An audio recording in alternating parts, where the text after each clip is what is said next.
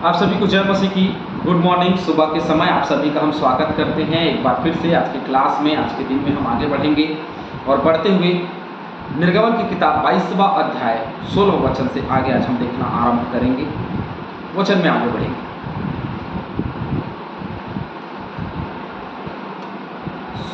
16वें पद में लिखा है, यदि कोई पुरुष किसी कन्या को जिसके विवाह की बात न लगी हो फुसलाकर उसके संग कुकर्म करे तो वह निश्चय उसका मोल देके उसे विवाह कर दे। यदि देखिए क्या होता है कि यदि विवाह से पहले ही किसी भी कन्या को, यही संविधान का भी नियम है, तो किसी भी कन्या को बहला फुसला करके उसने कुकर्म किया तो वो उसका मोल भी भरेगा और मोल भरने के बाद में उसका क्या करेगा, विवाह भी उससे करेगा।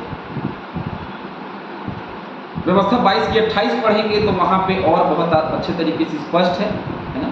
व्यवस्था 22 का 28 चलिए पढ़ ही लेते हैं।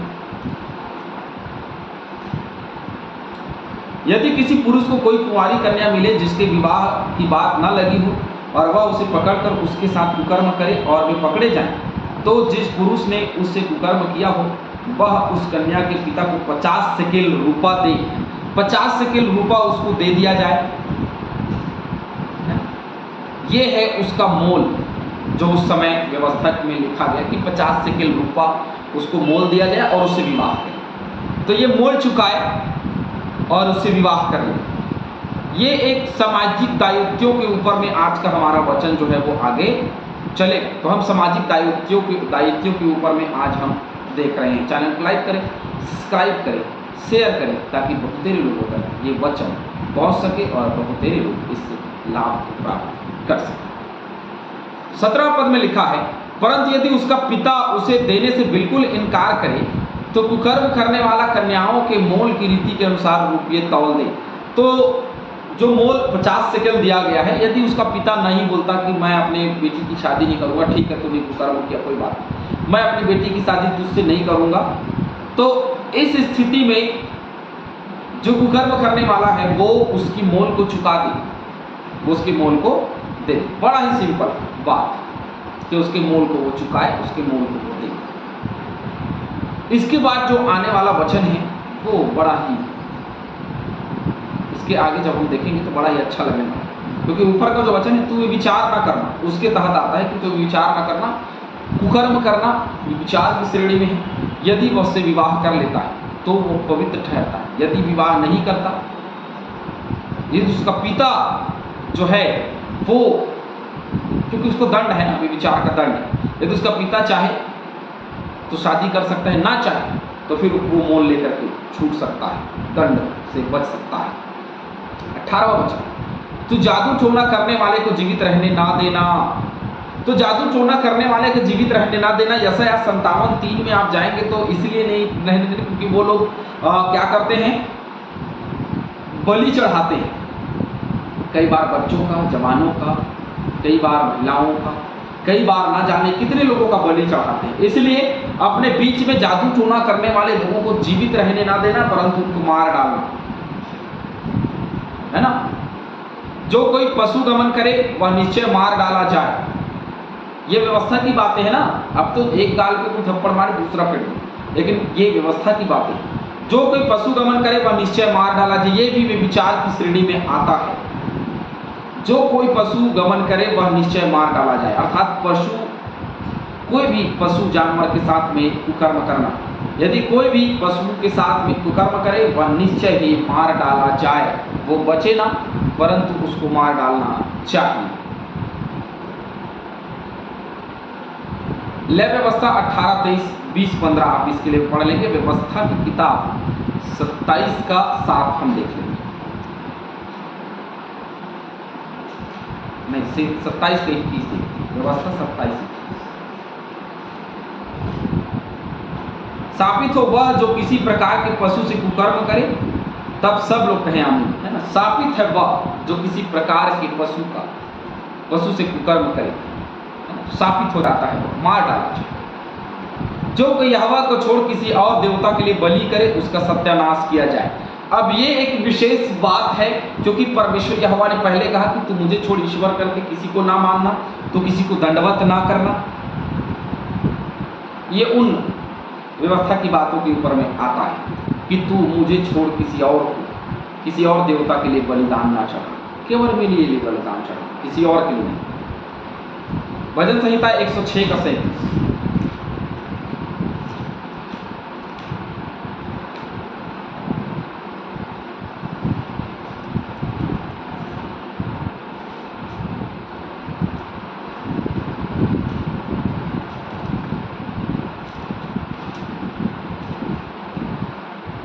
वरन उन्होंने अपने बेटे बेटियों को पिशाचों के लिए बलिदान किया है और अपने निर्दोष बेटे बेटियों का लहू बहाया, जिन्हें उन्होंने कनान की मूर्तियों पर बलि किया। इसलिए देश खून से अपवित्र हो गया। यदि कोई भी बलिदान किसी और देवी देवताओं के लिए चढ़ाया जाए तो वो श्रापित है और वो अपवित्र ठहर जाता है, वो स्थान अपवित्र ठहर जाता है। तो अपवित्रता की दशा उस स्थान में आ जाती है।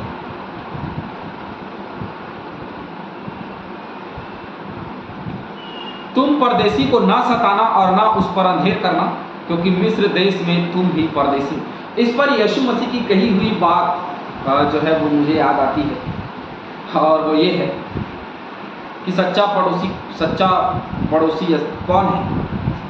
तो उसने उदाहरण के लिए बताया कि भाई मार्ग के किनारे एक व्यक्ति पड़ा हुआ है, कई लोग आते हैं, देखते हैं, चले जाते हैं, लेकिन एक व्यक्ति आता है और देखता है, वो उसको उठाता है और उठा करके अपनी सवारी पर बिठाता है और बिठा करके वैद्य के पास ले जाता है और उसको वैद्य को रुपया देता और कहता है कि इसको ठीक करना, पूरी रीति से आप इसको चंगा करो, आप इसको ठीक करो, जो कुछ रुपया और लगेगा मैं आकर के तुम्हें दे दूंगा, है ना। और वो वहाँ चला जाता है। तो वो उसका सच्चा पड़ोसी। तो सच्चे पड़ोसी का उदाहरण उसने दिया। तो जो कोई भी व्यक्ति बाहर से आया हुआ है उसके पास, उसके साथ कोई भी परदेशी या मुसाफिर है, उससे कभी अंधेर ना करें और कभी भी, है ना, कभी भी उनको ना सताएं, उनको परेशान ना करें, क्योंकि कभी हम भी परदेशी और मुसाफिर होंगे, है ना। हम भी कहीं जाएंगे, हम भी एक समय ऐसा आएगा कि हम भी किसी स्थान के लिए परदेशी होंगे। तो जैसा हम करेंगे वैसा ही हमको मिले। इसीलिए कभी भी किसी भी परदेशी को ना सताएं, किसी विधवा या अनाथ बालकों को दुख ना दें। कई लोग विधवा को असहाय पाकर के दुख देते हैं। कई लोग अनाथ जो बालक होते हैं, बालिकाएं होती हैं, आज ना जाने कितने संस्थान चलाए जा रहे हैं अनाथालय के रूप में, लेकिन कई संस्थान हैं जो बहुत अच्छा काम करते हैं, लेकिन कई एक संस्थान है जहाँ पे अनाथ बालकों के साथ में अन्याय होता है, अनाथ बालिकाओं के साथ में कुकर्म होता है और बहुत सारी समस्याएं होती हैं, खाना सही नहीं देते हैं। तो कई प्रकार की समस्याओं से जूझना पड़ता है। लेकिन एक चीज़ याद रखें कि विधवा और बालक को दुख ना दें। क्यों ना दें, इसके पीछे में कारण क्या है, आप देखते चले जाएंगे। निकालिए भजन 68:5। परमेश्वर अपने पवित्र नाम में अनाथों का पिता और विधवाओं का न्यायी है। क्या है? अपने पवित्र धाम में, है ना, अनाथों का पिता है, जिसका कोई नहीं, उसका परमेश्वर यहोवा है। इसीलिए क्योंकि उनका परमेश्वर यहोवा है, इसीलिए कोई उन पर हाथ ना डाले, कोई उनको दुख ना दे। और विधवाओं का न्याय करने वाला है। विधवाओं के लिए उनके विरोध में यदि कुछ करते तो हमारा न्याय वो तुरंत करता है। इसलिए विधवा और अनाथ बालकों को किसी प्रकार का दुख देने का प्रयत्न ना करें। नीति वचन 23:10 भी पढ़ लेते हैं। चलिए,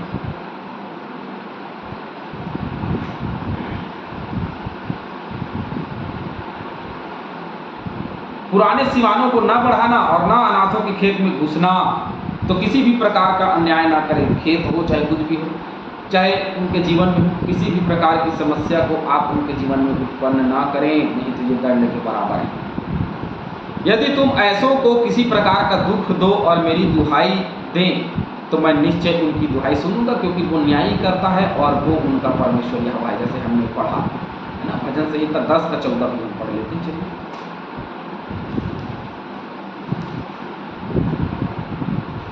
तूने लेख देख लिया है, क्योंकि तू उत्पात और कल्पाने पर दृष्टि रखता है, ताकि उसका पलटा अपने हाथ में रखे। लाचार अपने को तेरे हाथ में सौंपता है, अनाथों का तू ही सहायता करता है। तो ये सहायता करता है भैया, इसलिए कभी भी उन पर हाथ ना डाले, क्योंकि यहोवा उनका सहायक है। और जिनका यहोवा सहायक है उसका कौन है जो कुछ बिगाड़ सकता। तब मेरा क्रोध भड़केगा और मैं तुमको तलवार से मरवाऊंगा और तुम्हारी पत्नियां विधवा और तुम्हारे बालक अनाथ हो जाएंगे। भाई विधवा और अनाथ लोगों को दुख देंगे तो हमारी पत्नी भी विधवा हो जाएगी, हमारे बच्चे भी अनाथ हो जाएंगे हमारे जाने के बाद, क्योंकि वो हमें तलवार से मरवा देगा, वो हमको घात करा देगा, हमको मार डालेगा, हमारे प्राण ले लेगा। उसके बाद हमारे पत्नी और हमारे बच्चे विधवा और अनाथ हो जाएंगे। जैसे कि तैसा परमेश्वर देने वाला है। एक वचन पढ़ेंगे, भजन संहिता 69 का 24।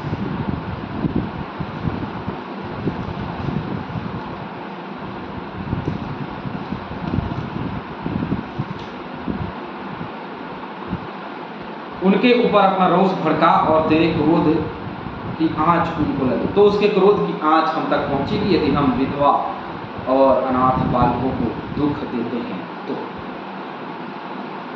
यदि तू मेरी प्रजा में से किसी दीन को जो तेरे पास रहता हो रुपये का ऋण दे, तो उससे महाजन के समान ब्याज न ले।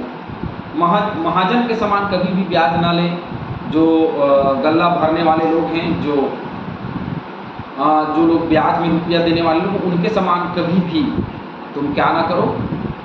यदि तुम मेरी प्रजा में से किसी दीन जो तेरे पास रहता रुपये का ऋण यदि दिया जाए तो अन्याय ना कर, उनसे ऋण से अधिक पैसा ना वसूल।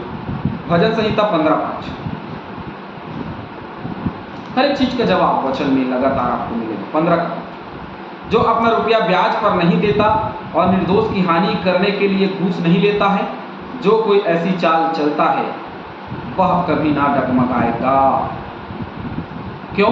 क्योंकि उसके पवित्र तंबू में कौन रह सकता है? वो जो कभी रुपया ब्याज में नहीं देता और वो कभी भी निर्दोष लोगों की हानि नहीं करता, घूस नहीं लेता और उसके समान अर्थात परमेश्वर यहोवा के समान चाल चलता है, वही है जो पवित्र पर्वत पर बस नहीं पाएगा। इसीलिए ब्याज में रुपया ना ले यदि उसके पवित्र पर्वत पर हम बसना चाहते हैं। यदि तू कभी अपने भाई बंधु के वस्त्र को बंधक करके रख भी ले तो सूर्य के अस्त होने तक उसको लौटा दे। यदि कुछ रख भी लिया, तूने गिरवी रख लिया ब्याज के रूप में, सामान के रूप में, यदि तूने गिरवी रख लिया किसी भी चीज को, तो शाम तक उसको वापस कर दे, है ना। नीति वचन 20:16।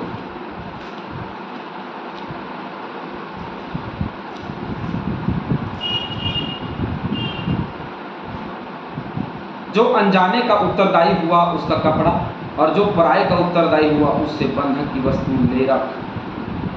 किसी भी प्रकार से ना रखे, परंतु उनको वापस कर दे, लौटा दे, नहीं तो समस्याएं हमारे साथ में होने लगेंगी। क्योंकि दरिद्रों को, गरीबों को हम ऋण देते हैं और उनसे बहुत वसूलते हैं। बिल्कुल ना वसूलें। विधवा और अनाथों पर अन्याय न करें। परमेश्वर आप सभी को इस वचन को बहुत से आशीष। आमीन।